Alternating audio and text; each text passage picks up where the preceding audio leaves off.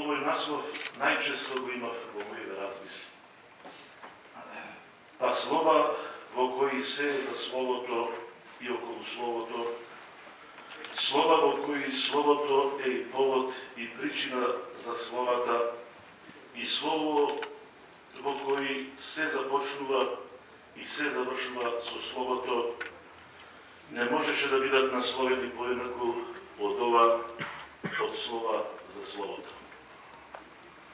А Словото наше, преку Словото, остана свет збор, преку кој се просветивме и се утврдивме во купелот на вистината и спасението. В начале бе Слово и Слово бе у Бога и Бог бе Слово. И преку тоа Слово се осветивме како народ, зашто и Словото наше ни стана посветено преку вечното Слово.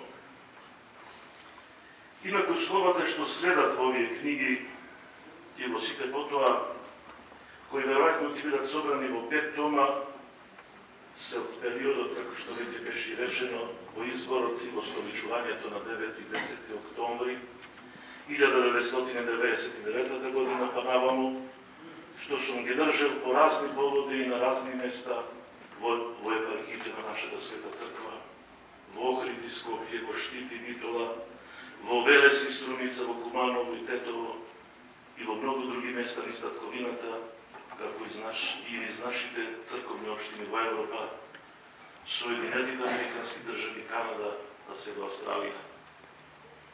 Секако се предвидува да биде опфатен митрополитскиот период, па некои слова од тоа време ќе бидат поместени во 5-та книга. Верувам, милост Божја беше што дочекавме во овој период да се случат историски и важни настани. Да се возобнови Свети-Климентовиот манастир на Плаошник, да се преосветат соборниот храм на Охридските архиепископи Света Софија и манастирот Свети Наум во Охрид, да заблескаат во ново ниво и Бигорски, Пречиста и Есновскиот и Особовскиот, како и манастирите во Нерези и Слепче, Марковиот и Полошкиот, да воскресне монаштвото во Велјуса и во Водоче, и во Бигорски, и во Лесновски, и во Матка, и во Зрзе, и во Вараш, и во Љубанци, и во Рајчица, и во Марков, и во Жулч, и во Нерези, и во други наши манастири.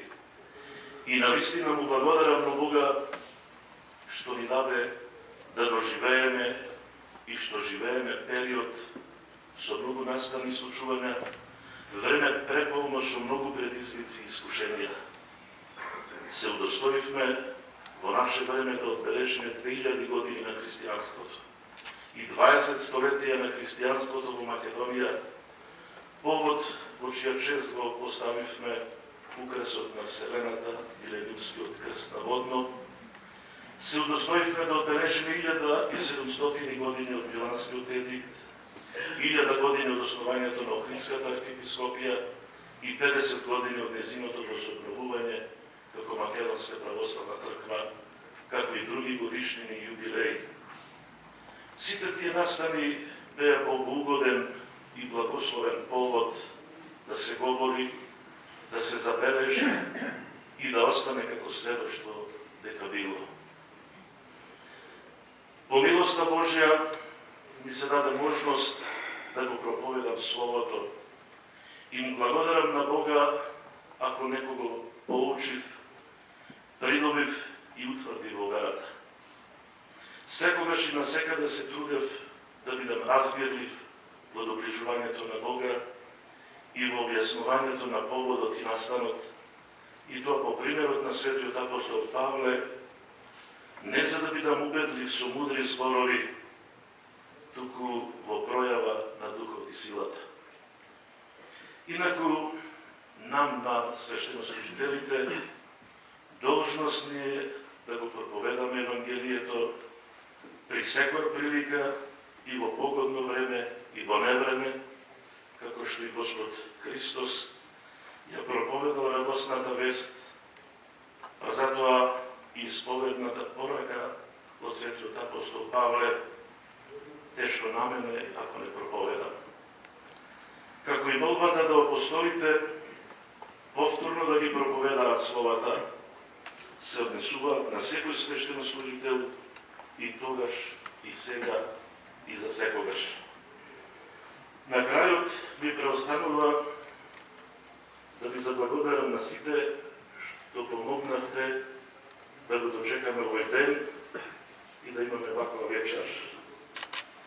На промоторите за прекрасните и инспиративни слова, на хорот и водителот, за лекторската и компјутерската обработка, на издавачката куќа и на сите вас што дојдовте на вечерашното словење за словата, за словото, со желба да го дочекаме изданието на преостанатите томови.